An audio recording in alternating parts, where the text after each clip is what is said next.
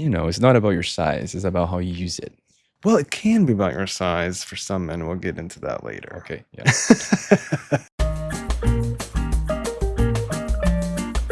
Welcome back to another episode of Relations. If you haven't been following along, we are currently on a journey Yeah.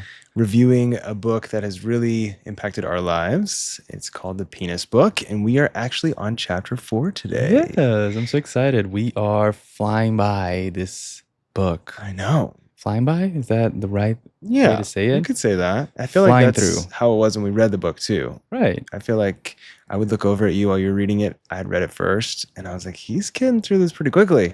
I feel like a lot of those things, a lot of those informations that are in the book are Mhm. things that we learn here in this channel. So Yeah.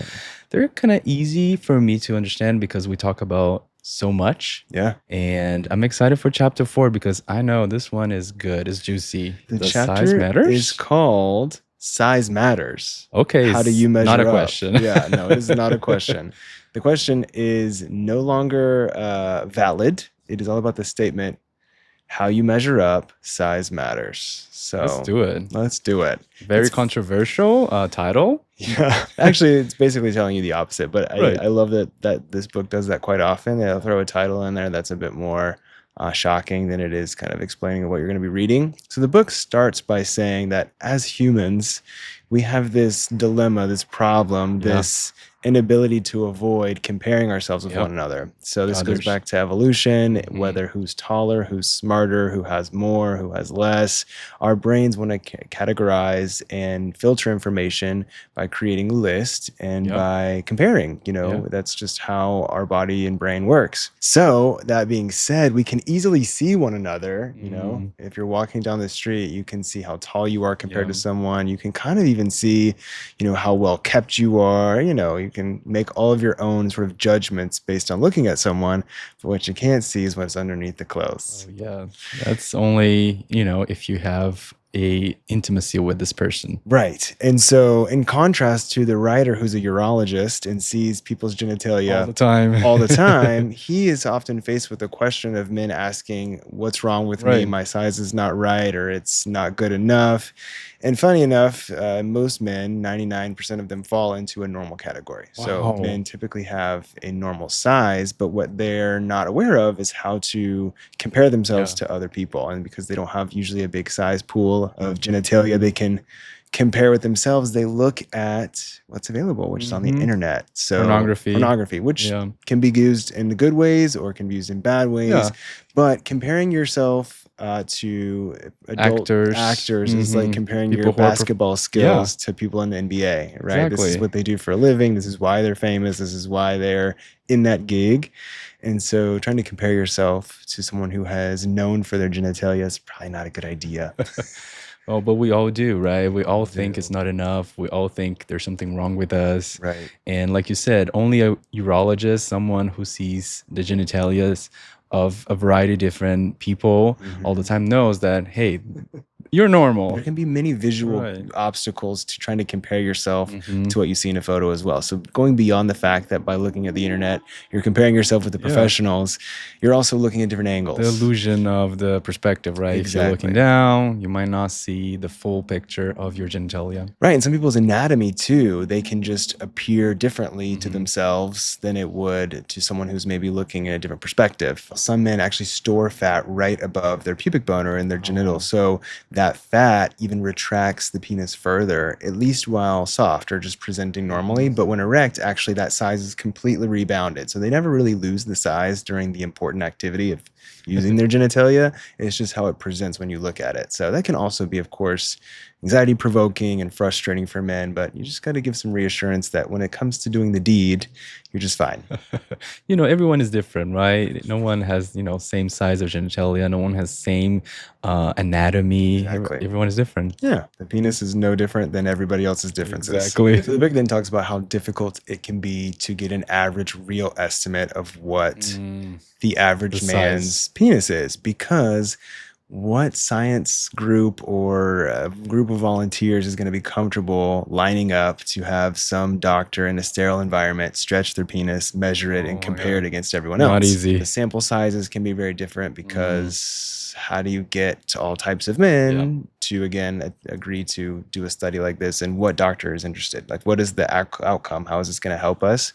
Maybe it'll put some men at ease, but in general, these studies have been very difficult to nail down what is the actual average size. It's funny because we hear a lot about studies of different averages of penis, of people from different ethnicities and different races. Yes. And like you said, it might not be accurate because who is doing those studies and how they're doing those studies? There's actually no difference in the average penis between races or between ethnicities. It's pretty much all the same. Now, you can get groups where the sample size can be off, and that's where this talks a lot about the bias that a lot of those studies experience, is because in ways that are repeatable, which is all scientific experiments should be able to be repeated, it never comes up the same. And so in the average studies that this urologist was able to find, everybody's about the same. Yeah. And other things that I found interesting is there's obviously this common myth that shoe size is commonly associated or correlated to your member genitalia. Also, if you have a certain size hand, or the amount of distance between your thumb and index finger. I've heard that too. Yep. So none of those are true. There's complete falsehood to all of those sort of ideologies that you can look at one person's part of their body and be able to compare to their no, that's not hidden how it parts. Works. It's not how it works. But they're fun rumors. They definitely catch speed and get our attention. I'm sure, because, it keeps you wondering, right? What's really the size? The best estimate for the average size of all males is actually been conducted by using all the data available that is considered sound and taking the average of all of that data. And what we found is the average male is about 9 centimeters long, give or take 1.5 centimeters. So about 5.1 to 5.6 inches. Okay. That's definitely not what's listed on most people's dating apps. Right, that's true. You see other numbers. Maybe those dating apps, everyone has been gifted. I'm sure, or maybe the ones who are gifted are the ones who say their size. Right, and the others withhold the information. I don't know. I don't know much about it. No one I've ever seen says, "Hey, I'm 5 inches." So maybe there is somebody. Maybe who's I've proud. never seen it. Well, yeah. Have you? I mean, not that I'm on those apps. Anyways, I understand what you mean. So, like, people who are below the average, they are not proud. Well, that is of their size. So I guess they're all just, if you're above average, you're extremely proud. You want to tattoo it on your forehead. No, I guess you have to show what God gave you. Yeah, what would you do if you were above average? Would you tell everyone, or would you keep it to yourself? That is a great question. I think I'd keep it to myself. I mean, yeah. Because you want to, I mean, unless I'm single. If you know, you know. That's it. If you know, you know. Anyways. Moving forward. The next section is called, Have You Been Downsized? Men will often come to see doctors such as myself, concerned that their penis is too small. In the vast majority of cases, the man's penis is totally the normal size. Like we said, everyone typically thinks they're less or not average. Based on what they see, right. Or what they think that is true, right? They see things online, they see things on videos, and they think, oh, that's normal. Yep. And, they're using high-def cameras at crazy angles. And again, you're not that. You're just shooting for hours. And there's actually something that is called small penis syndrome. Is that people who think their penis is small? Yes. And it's actually the medical term. They overthink that they are somehow less than everyone else. Wow. They get so anxious and frustrated by the idea that they end up seeing a doctor who then has to reassure them. And again, it can be quite difficult to reassure someone you're normal when they think they're not. It's much easier to say there's something going on when they think they have something going on, right? It's really difficult for a patient to understand, and rightfully so, right? It's confusing when you've convinced yourself or you've found reputable data like the internet where you can find information that's reputable and your doctor says you're good. People typically want more confirmation and more understanding of why they feel the way they do, and confirming that someone's okay doesn't take away the emotional connection to those fears of feeling like something's wrong with me. Because they've been feeling this maybe their whole lives, and then they go to their doctors and they are told that they're normal, and they're like, no, I'm not normal. Right. I know I'm not normal. And usually, too, they want a resolution, right? So if you go to your doctor, you say, I have this problem, they give you a medicine or they fix the problem for you, and then you can go about your way. But That's not something that you can Yeah, and you're okay. technically. You're Yeah. normal. You're still going to please whoever you're with. There are, reassuring ways that their doctor typically can try and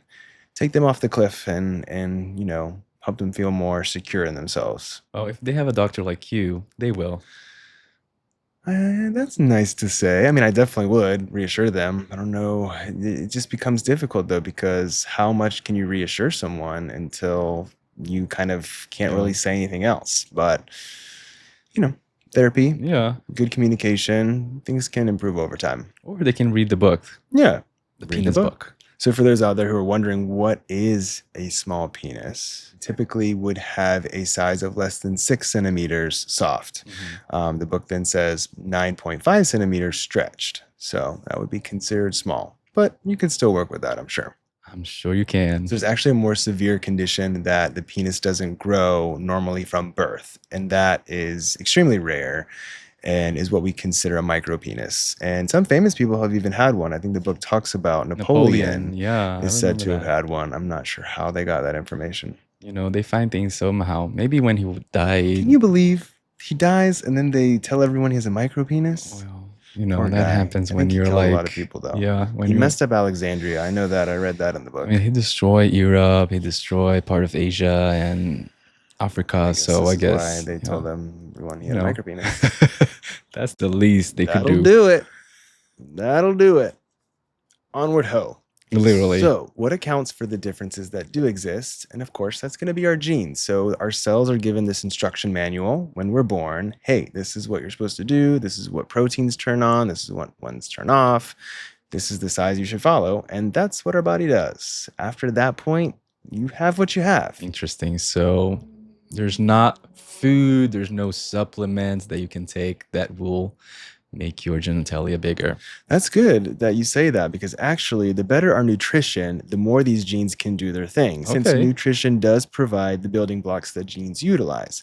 That being said, a well-balanced diet in general is going to give you what you need. It's more so if you are nutrient deprived. Of course, that can Deficiency. affect your genes. That makes sense. And of course, the expression of them. There was a research study done on mice, and they found that mice that were fed excessive amounts of cholesterol actually had smaller penises than those that didn't. Wow. From early on and as they developed. We don't really know what that means exactly. Well, right. You cannot give an excessive amount of cholesterol to humans, so you can prove that. I guess that would be. If there's one wrong. dietary goal this book has, it is anti-cholesterol. Yeah. So we'll get into that later too, but they're already starting to explain to you that if you care about your penis, you don't want Or cholesterol. your overall health. Yeah, but most people will care more about their penis than their overall health. So. Well, that's true. Maybe some of the audience, and maybe that's the reason why they're here. Hey, I care about my penis in a relatively consistent, maybe slightly more than general health, because this thing's got to work for quite some time. Well, you have to understand too that the penis is part of your overall health. If your penis has, is having some issues or something is going on, that means that there's something wrong with your overall health. Yeah, and intimacy is so important with relationships and how we see ourselves and where we get a lot of pleasure and satisfaction. So yes, my penis health is very much a priority. Yours should be too, or maybe not. You do you, whatever works for you. If you're just here to watch and listen and laugh, you've come to the right place. All right, this is my favorite part of this chapter. All right.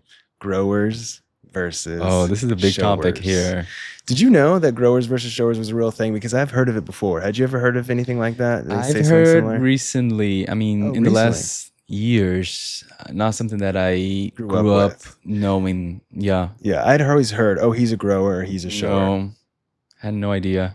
This is where things get really confusing for people, because if you are a grower, you're going to look less large in general than a shower who is already large. When you're soft. Right. When you have an erection, you are comparable or maybe even larger than a shower. In comparison, a shower is someone who's already well established while soft. And once they become erect, not much change happens.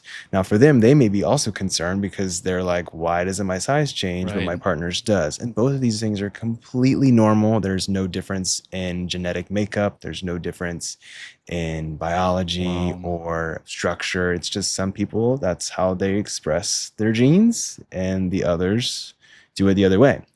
Again, this can be a huge cause for concern as you're kind of growing up and seeing your first exposure, maybe in the locker room, or you watch pornography.